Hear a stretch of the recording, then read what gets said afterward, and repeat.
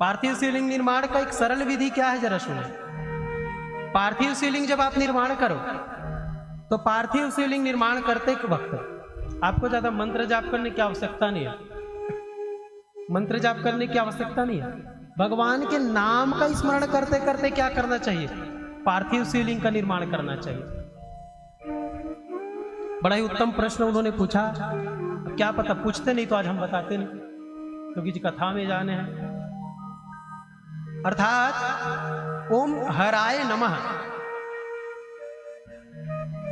इस मंत्र का जाप करते करते क्या करना चाहिए? पार्थिव शिवलिंग निर्माण के लिए मृदा लानी चाहिए, मिट्टी लानी चाहिए। ये पहला मंत्र। दूसरा, ओम महेश्वरीय नमः, महेश्वराय नमः इस मंत्र का जाप करते करते क्या करना चाहिए? पार्थिव शिवलिंग का निर्माण करना चाहिए।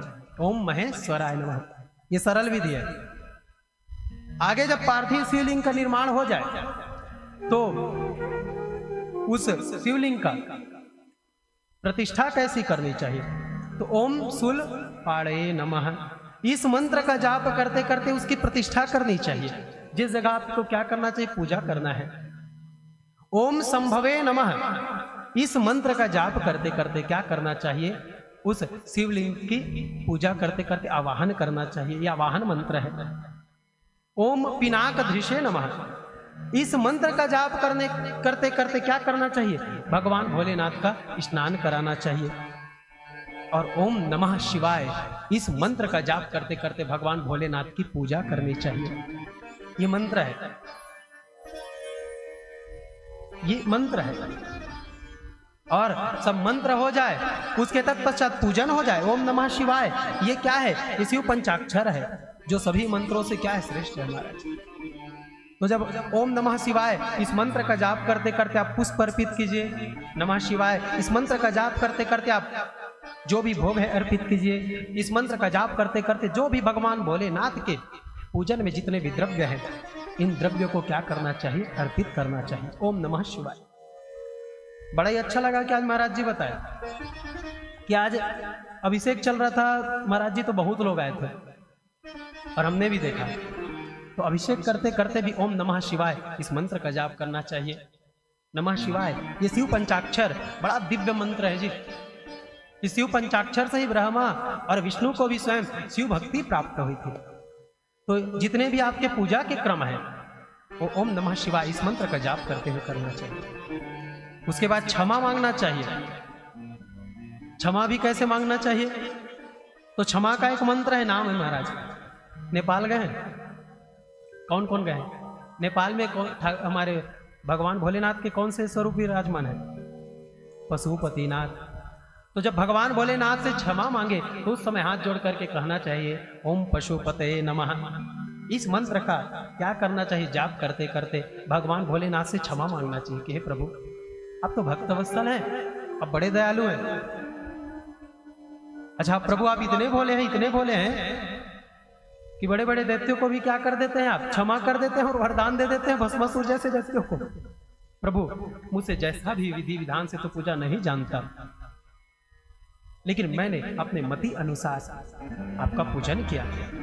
तो आप मुझे इस पूजा में जो भी क्या हुआ होगा, मुझसे भूल चूक हुआ होगा, आप क्षमा कीजिए। ओम पशुपते नमः इस मंत्र का जाप करते करते क्या करना चाहिए?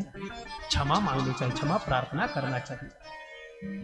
इसके तत्पश्चात जब पार्थिव शिवलिंग का आप क्या करने जाए? विसर्जन करने जाए तो ओम महादेवाय नमः इस मंत्र का जाप करते करते उस पार्थिव शिवलिंग का क्या करना चाहिए? विसर्जन करना चाहिए। ये पार्थिव शिवलिंग के निर्माण का मंत्र है। ये सबसे बड़ी सरल विधि है।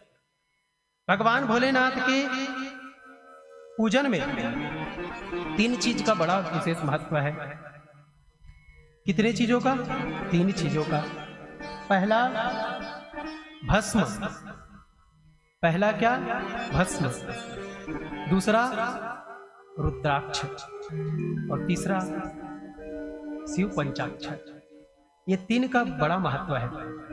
व्यास जी कहते हैं कि जिनके जीवन में तीनों हैं, जिनके जीवन में तीनों हैं, जिनके जीवन में भस्म है, जिनके जीवन में क्या है?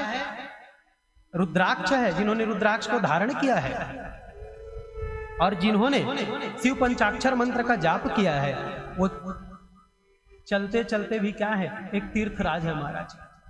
वो तीर्थ के समान है, वो जहां जाएंगे वहां स्वयं तीर्थ भी चला जाएगा, तीर्थ निर्माण हो जाएगा। तो ये शिवलिंग का क्या है, निर्माण का मंत्र है। भगवान की पूजा में ना जी इस विशेष ध्यान देना चाहिए। जब भी भगवान भोलेनाथ बड़े सरल है, इसलिए इनकी पूजा भी करना चाहिए तो सरल विधि से करना चाहिए।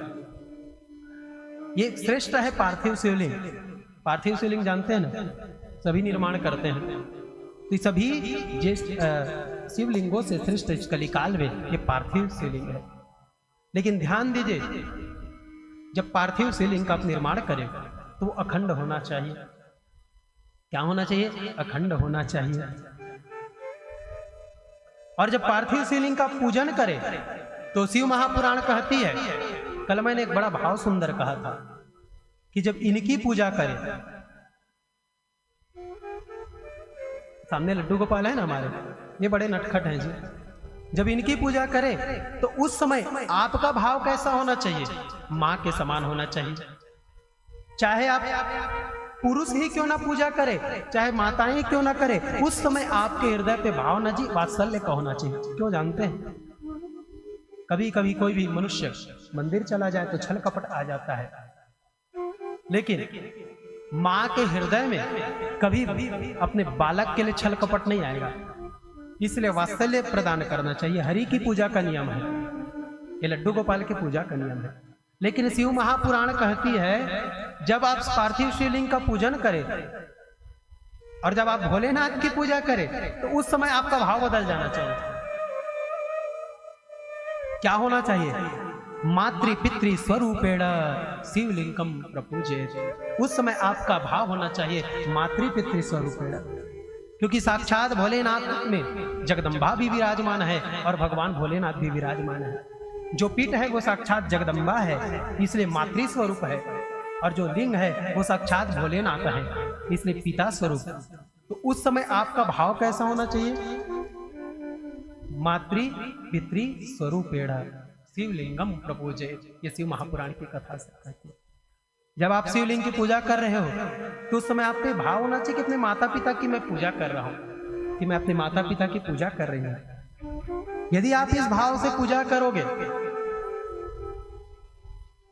तो देखना एक दिन आपको स्वयं भगवान भोलेनाथ क्या देने आएंगे? दर्शन देने आएंगे। ये शिवलिंग की पूजा का विधान है।